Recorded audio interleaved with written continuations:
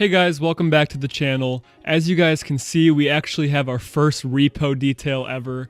This car was left in horrible condition both on the inside and the outside for us. And as you'll see coming up later in the detail, we actually found some dirty underwear in the trunk. Pretty gross. The entire car was just destroyed. So I really think you guys are going to enjoy this video. But if you didn't see earlier in the week, we put out a poll asking if you guys would rather watch our disaster details or if you like the abandoned barn finds more. And the poll pretty much came out 50-50. So obviously we have to challenge you guys on that right here. And on our last video, we asked for 3,000 likes in the first day of that video going up. And for you guys who like the disaster details, we're going to give you the same exact challenge and we're going to try to shoot for 3K likes on this video in the first day. We want to see which army is stronger on both sides of our viewership. So hit the like button right now and also make sure you're subscribed to the channel so you don't miss our future videos. And lastly, moving into our question of the video, make sure you guys leave your responses in the comments below. What do you find to be the most satisfying part of an entire interior and exterior disaster detail? Leave your comments below and we look forward to seeing what you guys like.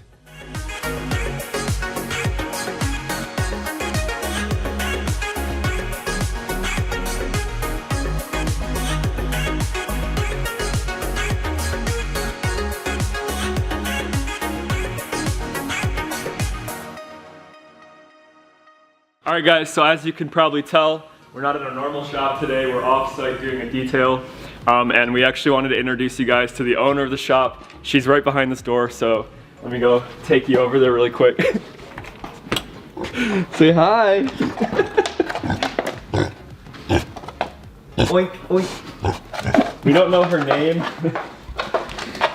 but this is our little special guest for today's detail. Little piggy. Is this not the weirdest thing you guys have ever seen on a detailing channel in your life? She's actually the owner of the car. Are you the owner of the car? Did you get the car really dirty? So yeah, we're gonna hop into the detail now, and hopefully when we're done, she's happy. Alright guys, so as you can see, these wheels are seriously jacked up. We have you know, a bunch of rust and corrosion on all the chrome on the outside, and the chrome's actually even peeling away from the steel alloy that the wheel is made of. So we don't know how much damage we're going to do to it when we blast away, you know, all this rust and iron. I'm sure there's going to be some, but at this point, you don't really have a choice. The wheel's kind of already toast, but we're going to do what we can, and fingers crossed.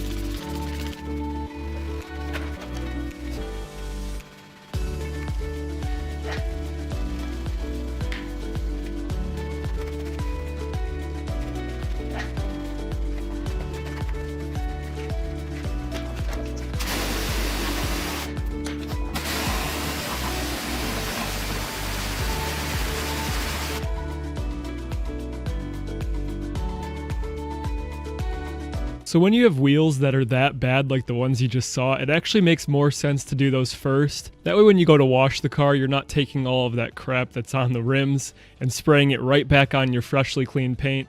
So it always makes sense to just do that first, get it out of the way, and then anything that gets on them again, you can honestly just rinse off really easily.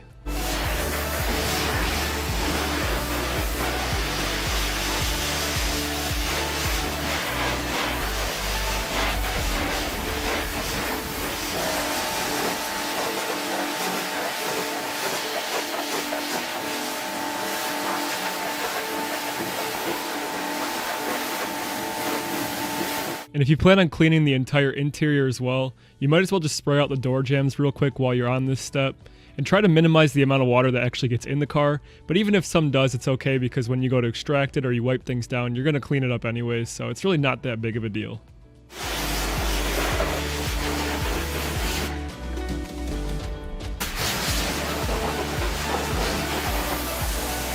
And if you look at the car right here, there's actually only one door on this side and two on the other. It's kind of a weird setup, and I actually don't know why it's made that way. If you guys do know, leave a comment down below.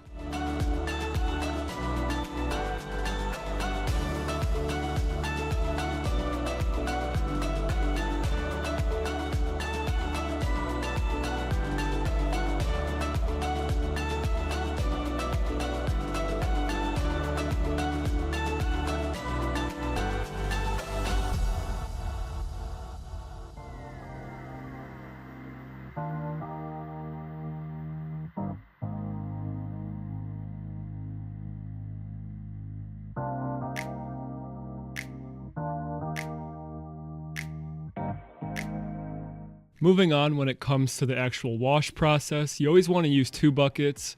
That way one of them is like the rinse bucket and the other one is your clean water bucket. And that just minimizes how much of the dirt actually gets back onto the car. And as you could see right there, I was putting my gloves on, basically making RJ do most of it at the start, just because I wanted to make him work harder.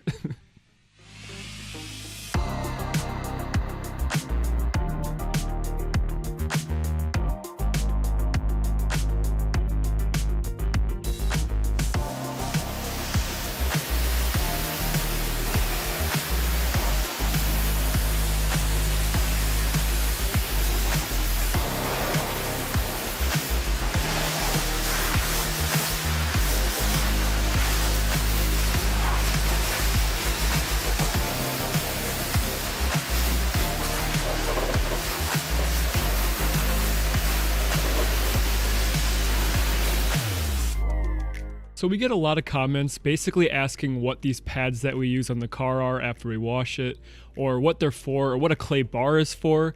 And what it's basically doing is getting any of those contaminants out of the paint or the clear coat that didn't come out during the wash process. And honestly, when it comes to us with our detailing, everybody is kind of different, but we prefer to do this every single time before we polish a car, just so we can get all those contaminants out and make the paint look as close to perfect as possible after we're done with it. And you can usually tell if a car needs to be clay barred after you wash it just by running your hand gently across the paint. You'll feel a lot of those contaminants. They'll feel bumpy on your hands or almost like sandpaper, and that's how you know that the car needs to be clay barred. That way when you go to polish it, it doesn't dirty up your pad as much, and it helps the process move along more smoothly.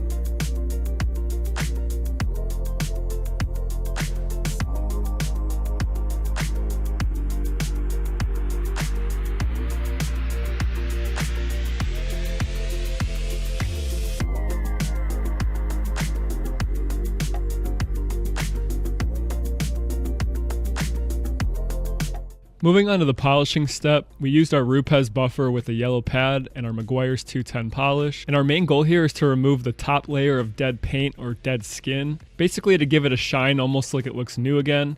And while we're polishing, if you watch the actual lights in the paint where it reflects, you'll see that they get a lot clearer, they look a lot better, and that's how you know you're doing a good job. When it comes to YouTube and making videos, the best thing you can do when you're watching this is look at that, but in real life it actually looks even better. So just keep that in mind while you're watching.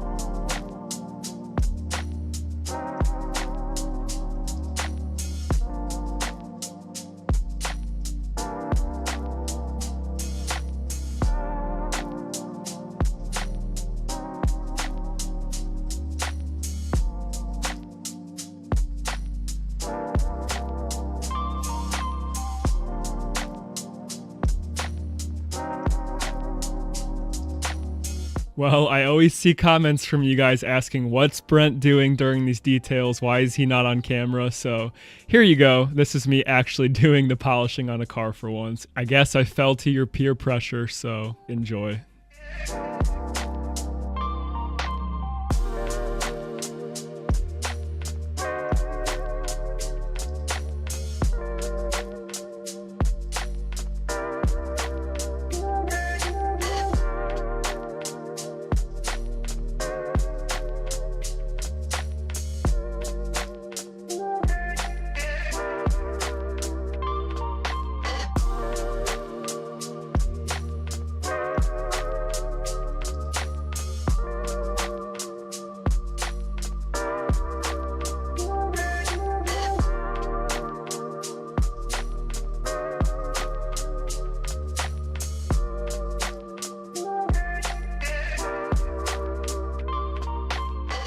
Now moving on to the interior, the first thing we wanted to do was get these seats out so we could really see what we were dealing with and how much garbage there was. And as you'll see right here, it was just absolutely destroyed. The previous owner of this car, they just did not take care of it. And with the seats out, we were able to get as much of a good detail as possible on it. And we would have liked to pull the carpets out on this one, but unfortunately with both the time that we had on the detail and how much room we had in this shop, we didn't have enough room to even put it on the ground to detail it or power wash it. We weren't able to do that. So the best we could do was get it vacuumed really well and then give it a good extraction.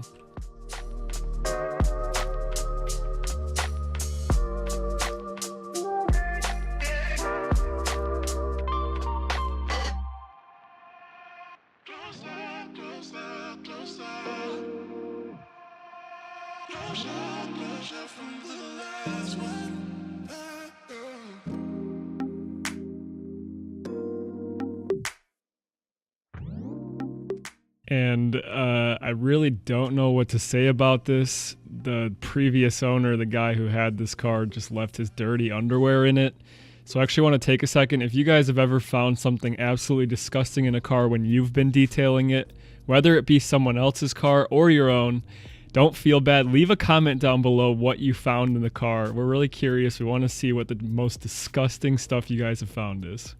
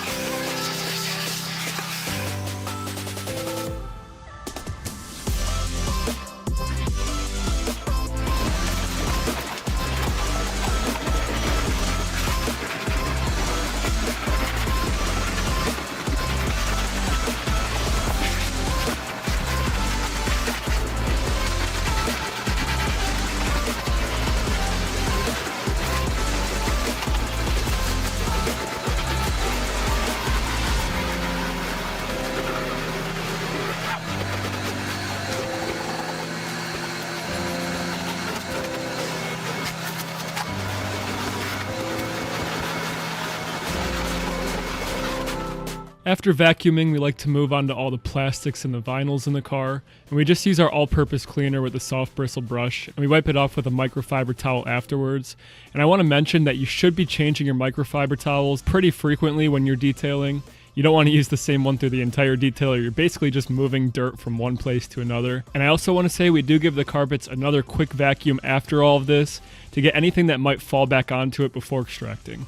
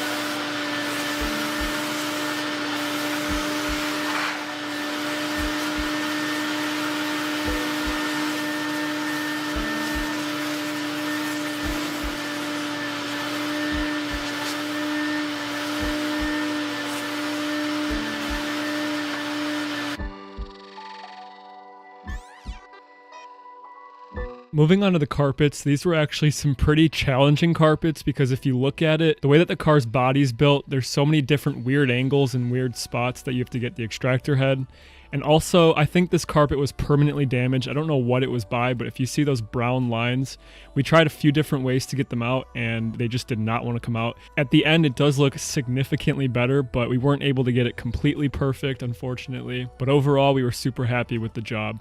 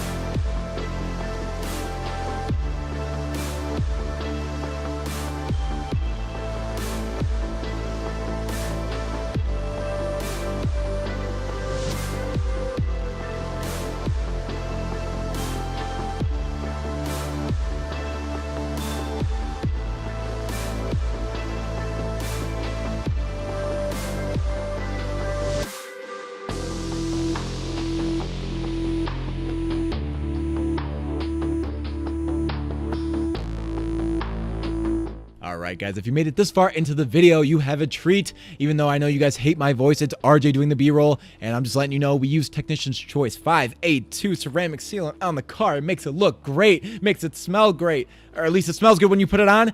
Without further ado though, cue the B-roll.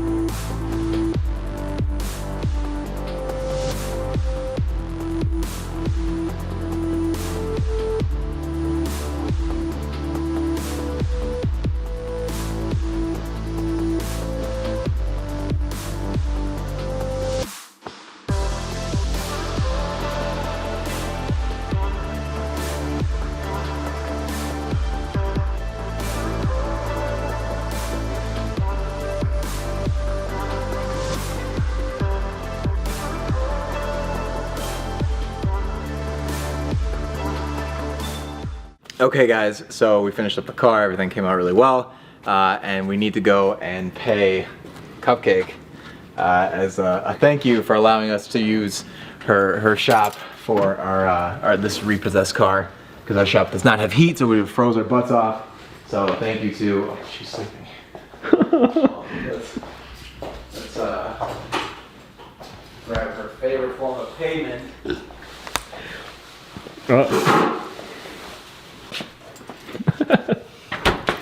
Cupcake loves carrots, so we always make sure to pay her very well. Here you are, Cupcake.